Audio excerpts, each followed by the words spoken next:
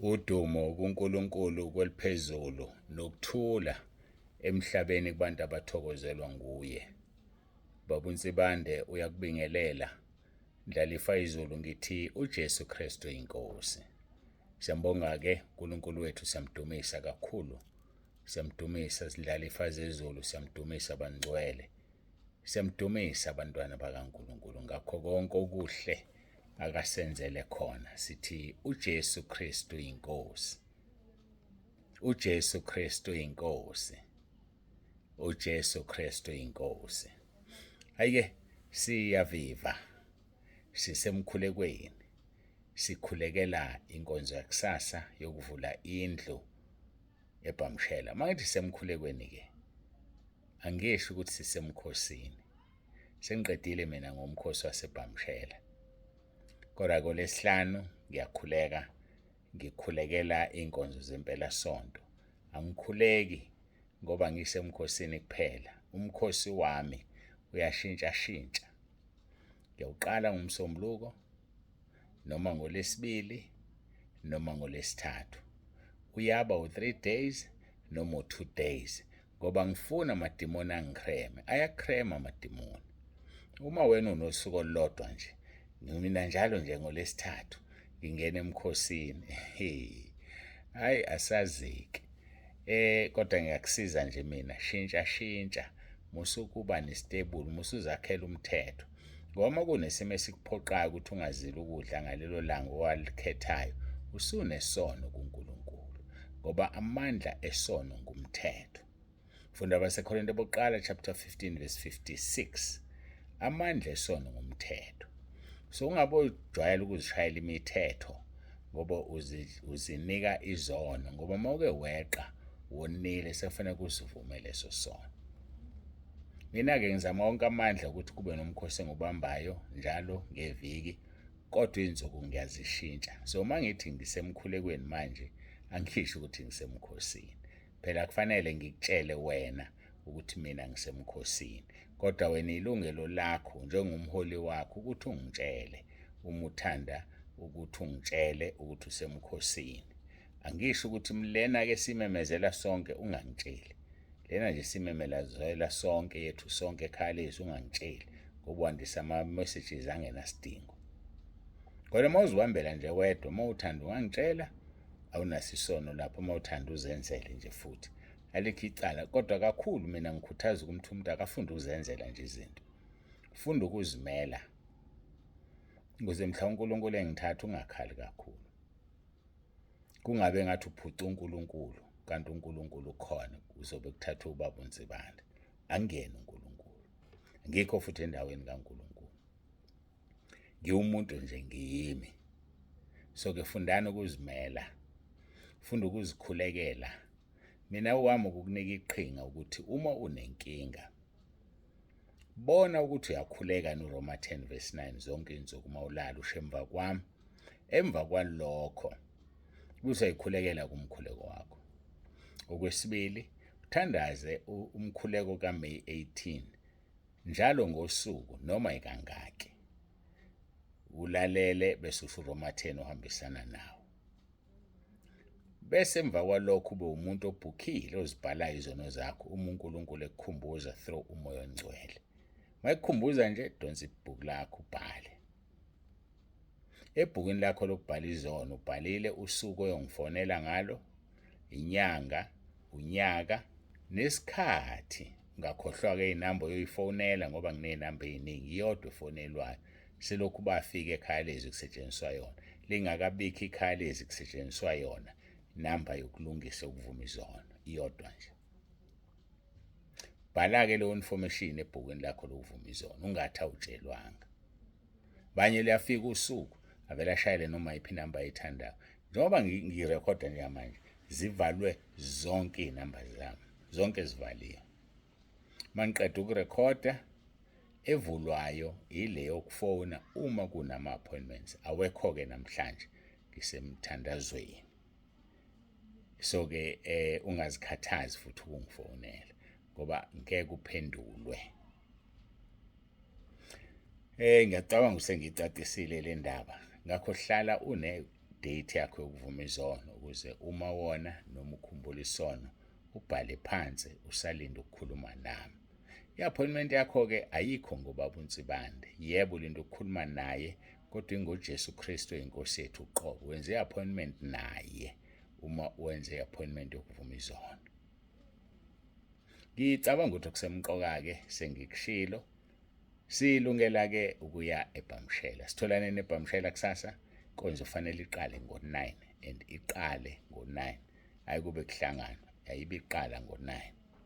Siyambonga uNkulunkulu wethu kakhulu, siyamdumisa. Akekho ofana naye, akekho njengaye. Siqhubeka-ke nentshumayelo yasentabeni, Matthew chapter 5 verse 9. Esisihola-ke izisifikise la ethi uNkulunkulu wafuna umuntu wokubiya ukuba ame esikhaleni. Uma phela ungumlamuli, awulindi kuze kulwe abantu bese uyalamula, kodwa uhlala ume esikhaleni. Ngamanye amagama uredi ukudedela, ukuthula uNkulunkulu akunikeze khona ngaso sonke isikhathi phezu kwenyama yonke. Ukuthula kubhalwe ebusweni bakho, ukuthula kusemzimbeni wakho, ukuthula kwempilo yakho. Bakwazi abantu ukuxabana ukhona ngoba wena wembethe ukuthula njengengubo. Ngakho-ke uNkulunkulu uyakufuna ukuba ume esikhaleni. Ume nje esikhaleni. Yazi ume nje esikhaleni, akusebenzise ngesikhathi sakhe nangesikhathi akasithandayo ngomoya wakho oyingcwele. Silapho-ke ayike sithandaze bese siyafunda uMatthew chapter 9 bese siyangena-ke la sikhuluma khona ngokuthi uNkulunkulu wafuna umuntu wokubiya ukuba ame esikhaleni kodwa akamtholanga. Ngiyakholwa ukuthi this time around uzomthola wena. Hawu, ufuna sisebenzele izulu sodwa usale nje wena? Hhayi, asilisebenzeleni bafowethu izulu. uNkulunkulu uyasithanda. uJesu Kristu uyinkosi. uJesu Kristu uyinkosi. uJesu Kristu uyinkosi.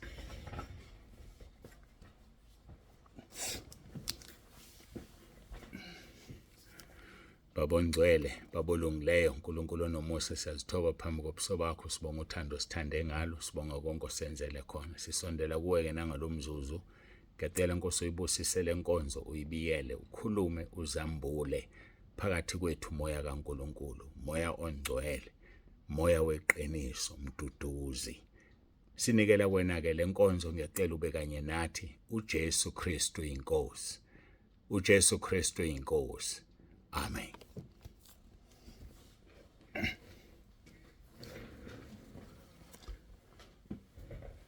Ayike siyambonga uNkulunkulu kakhulu, siyamdumisa. Sifundeke Matthew chapter 5 verse 9 fundeka kanje. Babusisiwe abalamulayo ngokuba bayakuthiwa abantwana bakaNkulunkulu.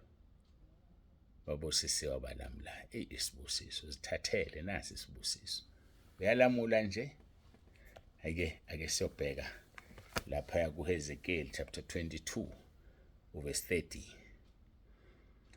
Ngafuna kubo umuntu wokubiya uthango emesikhaleni ngaphambi kwami ngenxa yezwe ukuba ngingalichithi, kepha ngimfumananga. Wafuna umuntu wokubiya ame esikhaleni kodwa kamfumananga. Ngamanye amagama umuntu obiyayo nesikhala izinto ezimbili ezibuya zingahlangani. Ngamanye amagama noma ngabe unani wena othi isipho sakho sikaNkulunkulu, kodwa uNkulunkulu uyafuna ukukusebenzisa nakomunye umsebenzi okungewona wakho. Buka nje usukela umuntu wokubiya umyekisa ukubiya ufuna zokuma nje. Amen. Yakwazi ukuma ulindele intando kaNkulunkulu. Ayike besikade-ke siqhubeka nenkonzo yethu yokubiya. Siyambona uDavide esekwenzile okungathanda uNkulunkulu. Uyasivuma isono sakhe kuSamuel wesibili chapter 12 verse 13. Uthi uNathan kuDavide, uthi uDavide kuNathan, ngonile kuJehova. Uthi uDavide kuNathan, ngonile kuJehova. Yazi amagama awaphumaphumi kalula. Eliphuma kalula, awungonile mfowethu ngixolele. Awungonile sisi wami ngixolele. kodwa ukona kuJehova kubiza abantwana bakaNkulunkulu. Kubiza ukuthi ube ngumntwana kaNkulunkulu ukuze uvuleke amehlo ubone ukuthi uwonile kuJehova. uNathani-ke wayesethi kuDavide, noJehova usisusile isono sakho. Sikhonza uJehova othethelelayo. Mahubo 103 lithi uyena othethelela zonke izono zethu. Uyena futhi owelapha zonke izifo zethu. Uredi noxolo lwakhe. Wena woza kuye through uJesu Kristu inkosi yethu. Uthi-ke noJehova ususile isono sakho, awuyikufa.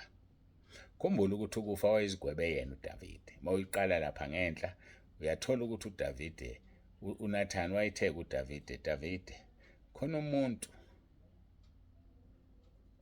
onexhokazi nje lilodwa. Bese kuba khona umunye onamaningi. Makufika ivakashi lonamaningi, uyothathela lo oyedwa onelilodwa, uhlabela ivakashi zakhe. Davide, no, lo muntu wrong, unamaningi yena kodwa usithathela umuntu elilodwa. Ufanele ukufa. Wayesethi uNathani, wena loyo uthatha umka Uriya kodwa unabafazi abaningi. Wena loyo. So-ke uNkulunkulu ususa isigwebo azigwebe sona uDavide, kodwa akasuse sakhe. Yazi esakhe simile ukuthi ngeke iphume inkembe endlini yakho.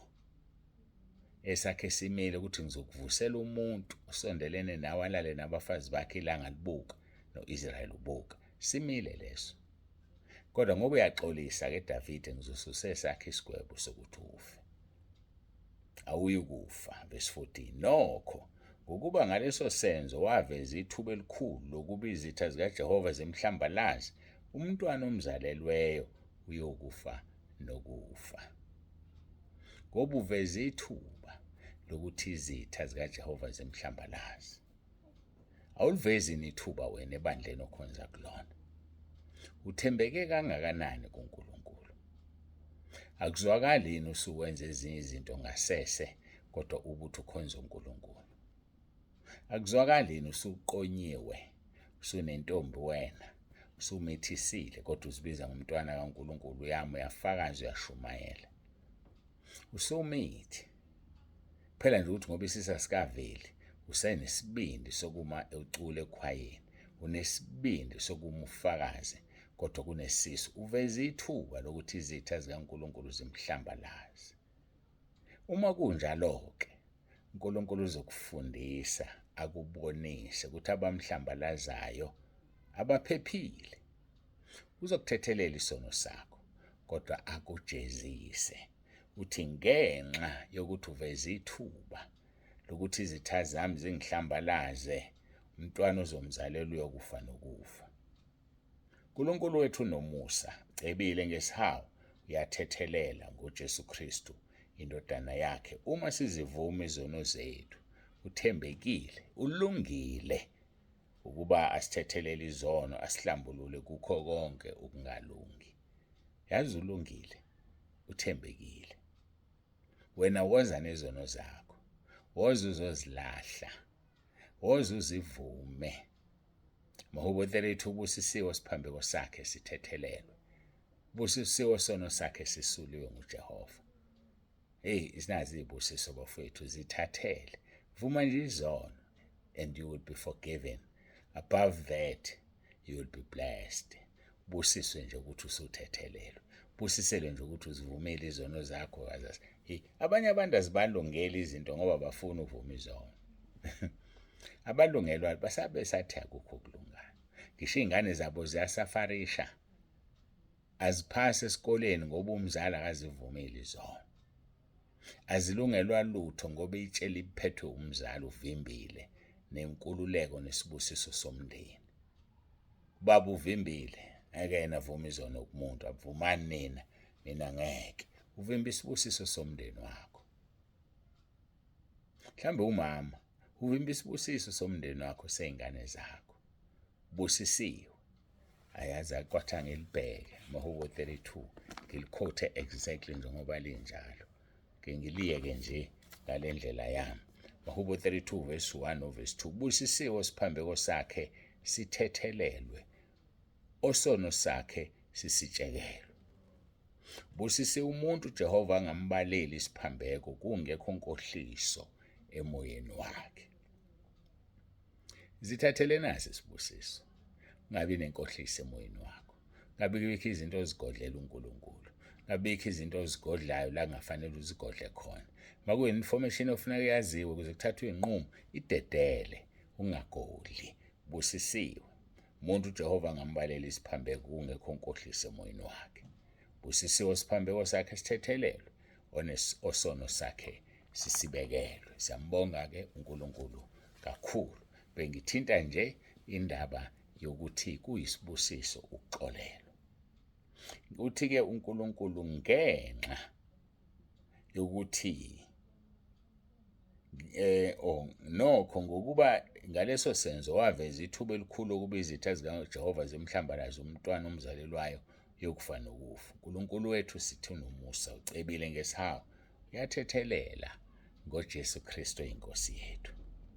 Indodana yakhe uma sizivuma izono zethu, thembekile ulungile ukuba sithethelele izono asihlambulule kukho konke ukungalungi. uJesu Kristu inkosi. uJesu Kristu inkosi. uJesu Kristu uyinkosi. Kodwa-ke uma uveze ithuba lokuthi izitha zikaJesu zihlambalaze, umphumela wesono sakho uyasuswa noma izithelo zesenzo sakho siyasuswa. Angiphinde, kodwa uma uveze ithuba lokuthi izitha zikaJesu zihlambalaze, umphumela wesono sakho uyasuswa noma izithelo zesenzo sakho ziyasuswa, kusala isenzo sakho nje singasahlanganiswa nezithelo, ngoba izithelo usuke usazophinda ujezisela ukuthi isenzo sakho simbi sithele isithelo sini. Mhlambe uma ungangizwa-ke ngizosho lo mfanekiso engihlale ngisho. Kuyenzeka nanga umuntu isigebengu sidune ubaba wekhaya imoto, kanti ubaba wekhaya usemncane, unengane yakhe mhlambe efunda standard 5 noma-ke sithe neminyaka ewu5, abulawe athathelwe imoto. uNkulunkulu befuna lengane ikhule ibe udokotela. Ayisakwazi ukukhula ibe udokotela. Kunalokho isisigebengu ihamba ibamba inkunzi ibulala abantu. Ubani imbangela yokuthi lengane enze lokho na? Umbulalo wabulala uyise. Unina wasale ngenamandla akakwazi ukufundisa ingane. So uzojeza ngesenzo sakho. Uphinde ujeze ngesithelo sesenzo sakho. Laba abantu mhlambe bezoba odokotela belapha abaselashwa umuntu. Laba bantu abahlukumezayo esesigebengu, isenzo sakho sithele ithelo. So uma-ke umhlambalazile kuzosuswa ngithe kuzosuswa ini? Umphumela wesono sakho uyasuswa. Kusala isono sakho obhekene naso. Ukuthi ubulele uzobhekana nakho, kodwa ukuthi ngenxa yokubulala kwasale kwenzakalana emhlabeni, ayike usezokuxolela, kodwa isenzo sakho uzojeza ngaso. Ukuthi ukhuleliwe ebandleni laphoxeka ivangeli usazojeza ngakho noma uthethelela. Kungenzeka ujeze ngomshado obuhlungu, hluphe indoda, qonywe indoda, lalise ingane zesikole empedweni wena indoda. Yini indaba na? Wathi ukholwa wamitha, wathi ukholwa wabhidliza loya mshado, uyintombazane wangena phakathi kwabo wahlukana. Usazojeza, ujezela isono sakho njengokuba usenzile ngoba uhlambalaza uNkulunkulu. Singcono isono senzile awangahlambalaza. Lezi zono zenze vele ungakholwa. Yingakho kusemqoko ukuthi uma ukholwa musukona, ngoba ugwaza uJesu kabili. Wagwazwa esiphambanweni uyaphinda uzibethelela yena. Funda amaHebheru chapter 6 verse 4 kuya ku6. Lizokutshela ukuthi benziwa njani abazibethelela indodana kaNkulunkulu okwesibili. Ngakho-ke asimkhonze, sihambe ezinyathelweni zakhe uJesu, sihambe ngobungcwele, silingcwelise igama lakhe, silingcwelise ivangeli, lingabi naphunga, linganuki, siphathe ivangeli eliphilayo. uzame ngawonke amandla ukuthi ungaphuzi amanzi ngebhodlela likabhiya. Ungenzi into enhle kodwa ezoshiya iphunga. Ngake ngalinganisa ngizophinda ngilinganise. Uma ngihamba angithi siyebhamshela kusasa, thatha udadewethu sisi wami ngiphelezele siyebhamshela sihambe naye. Mangifika naye abamazi ukuthi udadewethu, bathi ubaba uNsibanda ufike nentombi namhlanje, ubaba uNsibanda ufike nomunye umama namhlanje. Ubani-ke lo asehamba naye? Thina simazi lo, sazi umamyeni. Yabona, mina ngiklina phambi kaNkulunkulu, ngiklini kodwa sengifaka abantu enkingeni. Ngahamba nodadewethu nje sobabili. Yayibona lonto, ngoba ngizohambe ngitshela bonke abantu ukuthi udadewethu khona okuzofika kubo bese beyakhubeka. Lokho-ke ukuphuza amanzi ngebhodlela likabhiya. Uyazazi wena uphuza amanzi, noNkulunkulu uyazi ukuthi uphuza amanzi awuphuza ubhiya, kodwa okubonayo uthi ubone uphakamisa ibhodlela likabhiya walinqonqothela lonke ekhanda. Asingabakhuba abazalwane, uthi uJesu maye kulo ikhubekisa isiza ngayo. So asiphathe ivangeli elingenalo iphunga, ivangeli eliklini. Yikho-ke ngihlale ngihamba nomama uNsibanda nje, ngoba ngifuna iningi izindlele kabi, angifuni ukunikhuba. Ngakho-ke uma uphethe leli ivangeli, konke okwenzayo kuba sobala, kube clean, abantu basizakala, abantu basindiswe. Siyambonga-ke uNkulunkulu wethu kakhulu, siyamdumisa abangcwele. Isikhathi sokuthi ngithandaze, ngivalelisa, siguqe sikhuleke. uNkulunkulu ufuna umuntu ozoma esikhaleni. Uyathanda ukuma esikhaleni? Uyathanda ukusebenzela inkampani enkulu kaNkulunkulu? Uyakufuna. Vuma. Wavuma uIsaya wathi Nkosi ngilathuma mina. Nawe kufanele uvume, uthunywe. Vuma. uNkulunkulu enza ibumba esandleni sakhe ngawe, abumbe lento ayithandayo. Kunomvuzo omuhle kuleli nakwelizayo. uJesu Kristu inkosi. Asithandaze.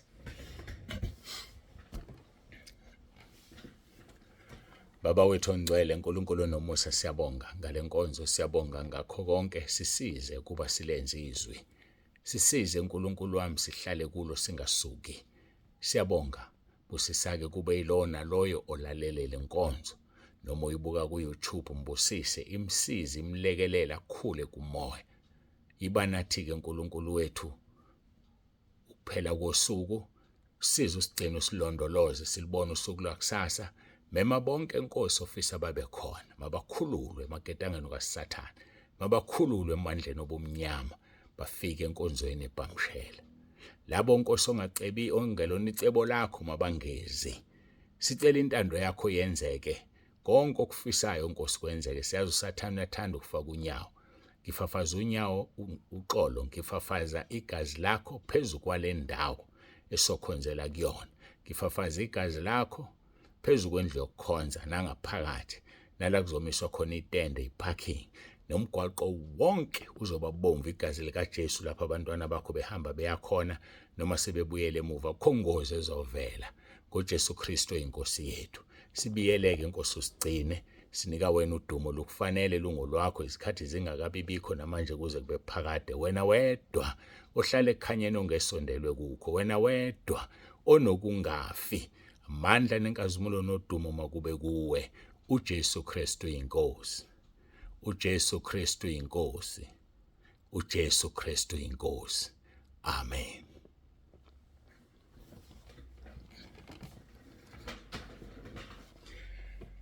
Siyambonga uNkulunkulu wethu kakhulu. Asihlanganeni khona bangcwele. Ngiphinde ukugcina ama-directions. Uma uqhamuke eMaritzburg noma ke Wartburg noma ngalo mgwaqo nje, mawufike eBhamshela uzothola umgwaqo ojikela ngasandleni sokunxele phakathi nendawo oya eChibini. Uthathe wona, udlule iBoxer, iseduze nje, mhlawumbe 100 meters ujikile iBoxer ngakwa right, bese ubala ama-humps awu7. Emva kwama-humps awu7 ujikela kwa right, ungena kulo mgwaqo. Ngesikhathi wehla ngalo mgwaqo uzobe usuyibona indlu enkulu lapha phansi. Angazi noma itende lizobonakala-ke ngoba bengakaze ngiye sekunetende. Uma uqhamuka ngasoThongathi ujika ngo-right, mawuqhamuka eMaritzburg ujika ngo-left, mawuqhamuka oThongathi ujika ngo-right. sonke sobe siqhamuka ngasothongathi sijika ngo-right sidlule eBoxer, bese-ke kukhona isikole okuthiwa uNondinisa. uNondinisa uqondene, isango laso uqondene nomgwaqo ojikela kwa-right okungewona oya enkonzweni, oya emzini womuntu. Mawudlula-ke lo mgwaqo wa-right owodwa, olandelayo sokuyiwona mawuthanda uzobala amahamsa awu-7, mawuthanda uzomaka ngegate lesikole. Igate lesikole lingakwa-left, ngakwa-right umgwaqo ojika ungena komunye umuzi, dlula-ke olandela umgwaqo wakwa-right, ngena kuwona-ke. Hhayi-ke siyambonga uNkulunkulu, siyambonga ngendlela emangalisayo. Niphile nonke emakhaya. uJesu Kristu inkosi, indlu yokuqala esivulayo ngaphandle kwesayivula yaseNdlunkulu eRichards Bay. Sizakhile ezinye ezincane kwezinye izindawo angizozibala, kodwa-ke le ilayisha u-400. Siyamkholwa uNkulunkulu uzosisiza sivule, simbonga ngendlela emangalisayo. Fika-ke ungasali, sihlangane khona. uJesu Kristu inkosi. Ubaba uNsibande uthi ube nentambama enhle, nentambama emnandi. uJesu Kristu inkosi.